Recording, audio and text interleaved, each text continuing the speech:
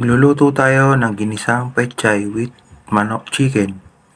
Yan po, ginisa na ang sibuyas. Sinangkot siya ang sibuyas. At nilagyan ng bawang. Yan po, ginisang bawang. Halo-halo.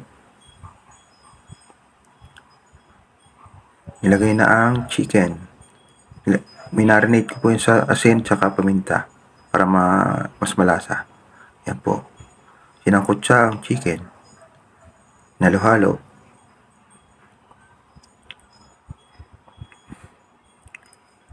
Ilagay na po ang pechay at hinalo-halo para yung nasa ibabaw ay maluto. Ilagyan na ng paminta, bitchin o MSG at patis. Hinalo-halo. Ilagay na ang tubig. Kaya na po magkalkula kung gaano karaming gusto niyo ang tubig. Ilagyan ng paminta. Ilagyan ng Knorr chicken cubes. Yan po.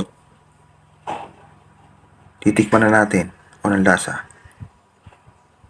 Masarap po yan. Sigurado ko sa inyo. Masarap. Kain po tayo.